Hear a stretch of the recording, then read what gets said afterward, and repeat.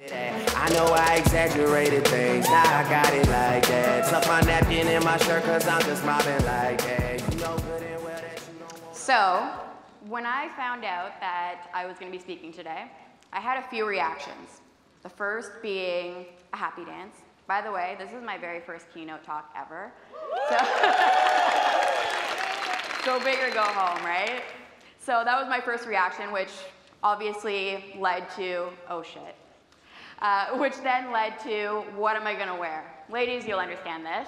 So I tried on a few different options, including this serious intellectual look, followed by this Gary V-esque hustler mode look, followed by, okay, I'm not going to lie, I just wanted to try on some 80s style clothes. I didn't plan on wearing that at all. And then I realized that none of them quite fit. I'm here today because I was able to shed the idea that in order to be taken seriously, I needed to pretend to be someone that I'm not.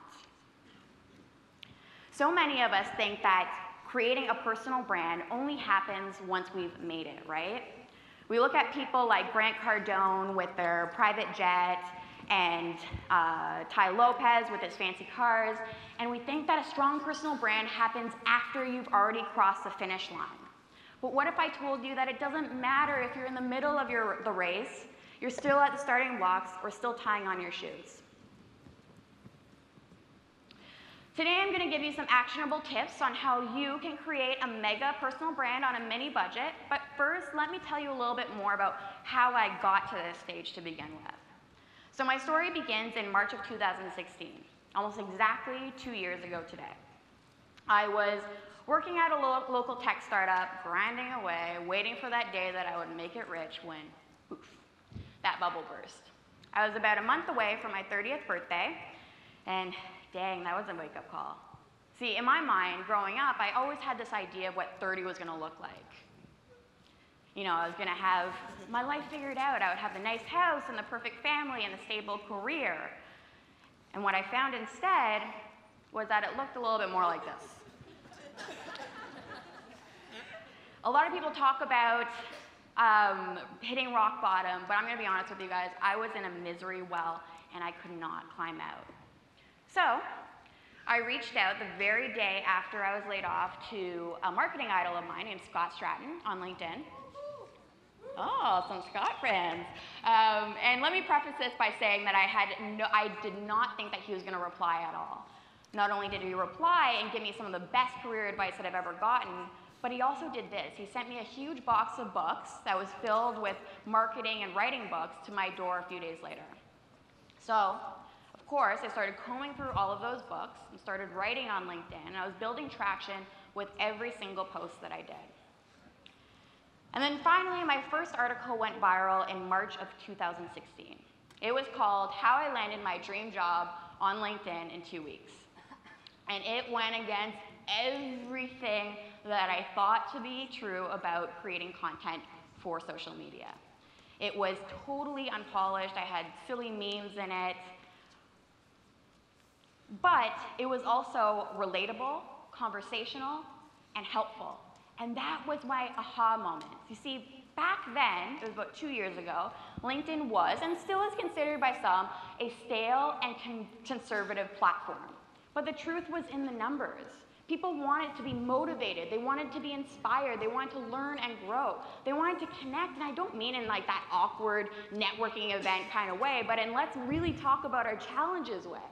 So all this was really, really exciting for me because I felt like I had found a place where I could create a loyal and engaged community.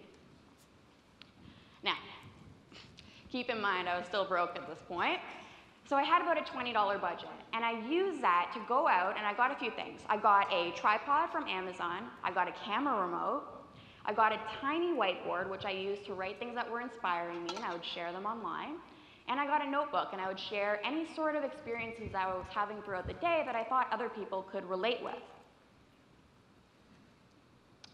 And then I started going to work. I was sharing photo updates on LinkedIn, and I started talking about things that nobody else really seemed to be talking about.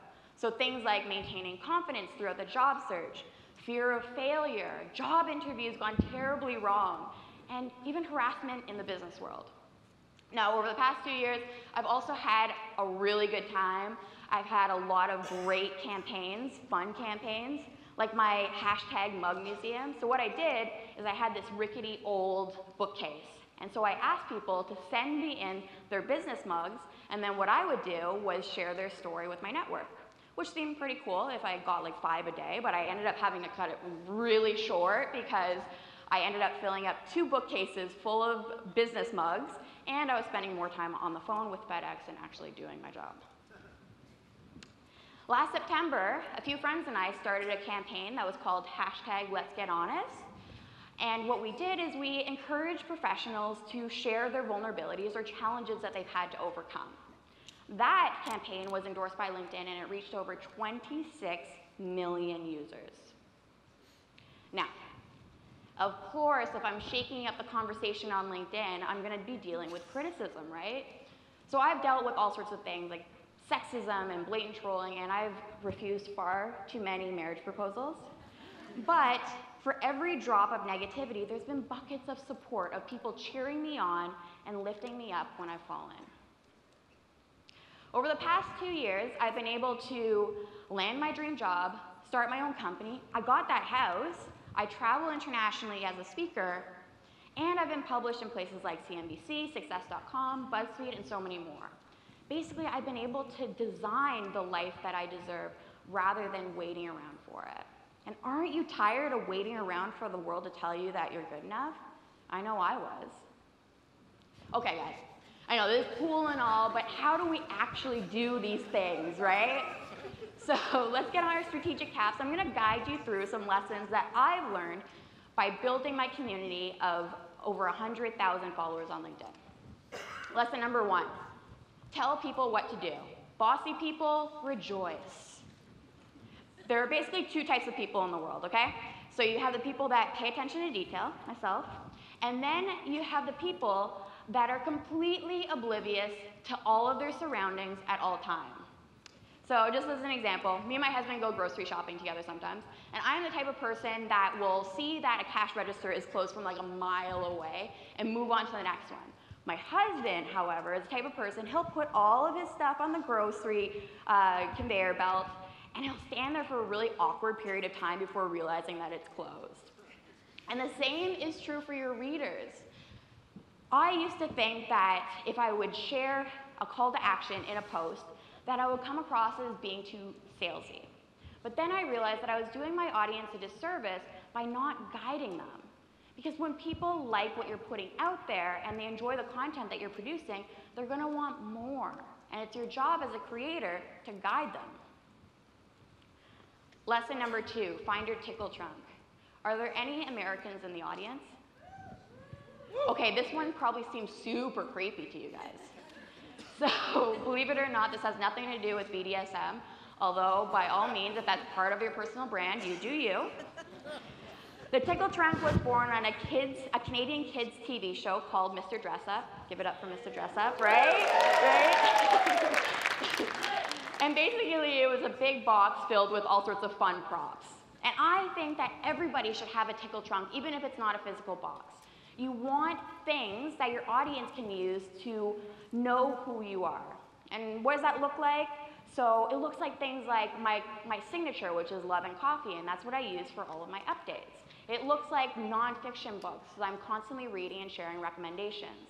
Sloths, because I just have an obsession with sloths. My marble background is something that I have this beautiful vinyl background in my office, and I often film in front of it. And last but not least, but most importantly, my tickle trunk would include a coffee mug. You'd be really hard-pressed to find any photo of me on the internet without a coffee mug. And let me tell you, that is purely strategic. So when I first started on LinkedIn, one of my very first profile photos was me holding a funny coffee mug. And by the second photo, people were asking where the coffee mug was. Like, people were actually getting upset with me for not drinking enough coffee. So that was something that I just decided to roll with, because number 1, hello, coffee, and 2, I love the idea of professionals associating their morning mug with my mug. I just want to clarify here before anybody goes out, these props do not need to be extreme. Like you don't have to go out and get like a top hat and like a rubber chicken. It's just basically things to humanize who you are and give something that your audience can be attracted to.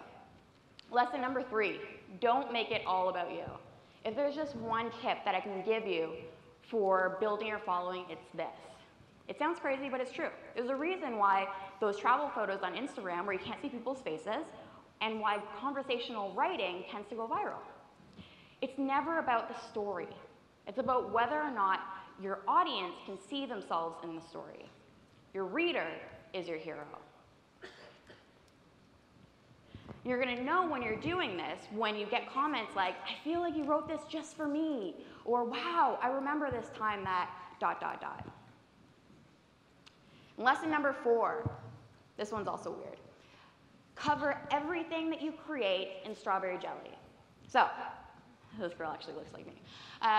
When I was younger, I refused to take pills. So my mom would take the pill and she would hide it in spoonfuls of strawberry jelly and she would spoon feed it to me. And it worked. I mean, I have an irrational fear of gelatin now, but that's besides the point.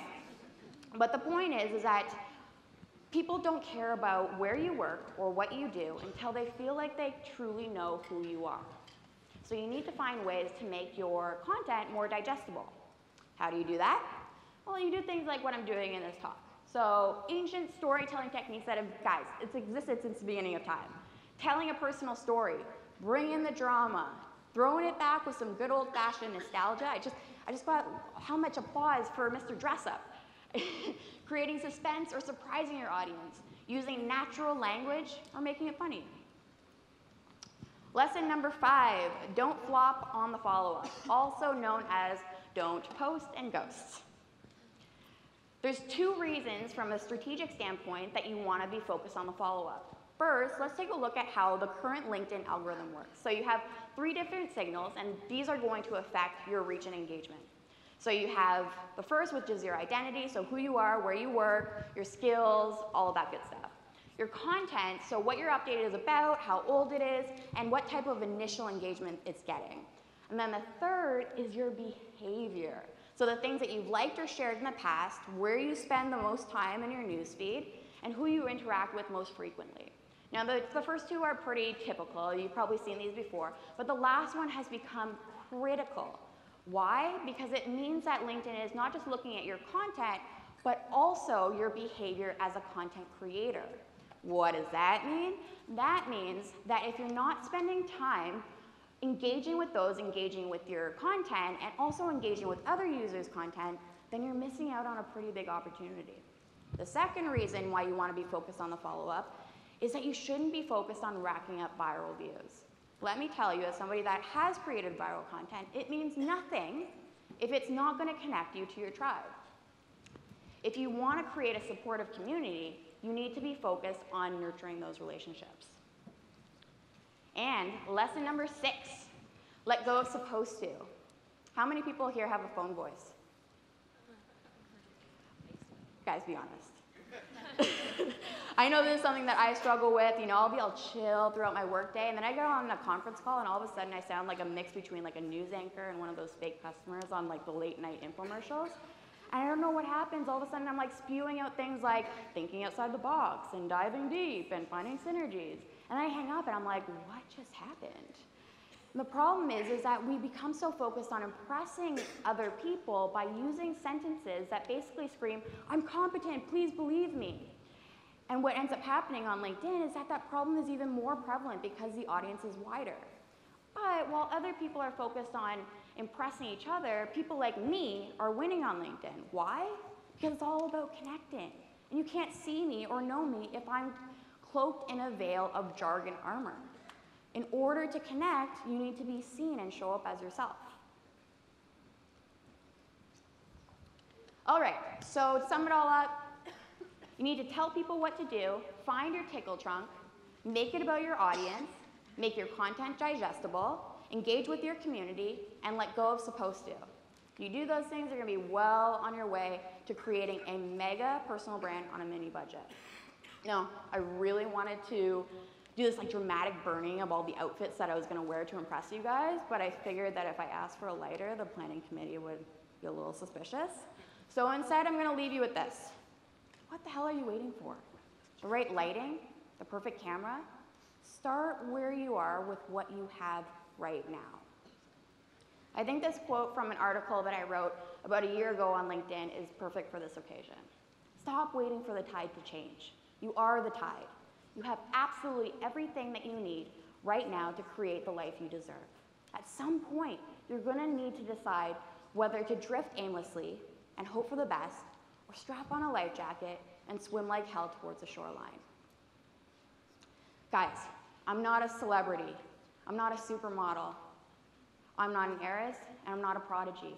But the amazing thing about building a personal brand is that you don't have to be any of those things to make an impact. The key to building a community isn't about creating the perfectly polished show. It's about showing what you're made of, inspiring conversations, and genuinely being of service to those around you. Thanks, guys.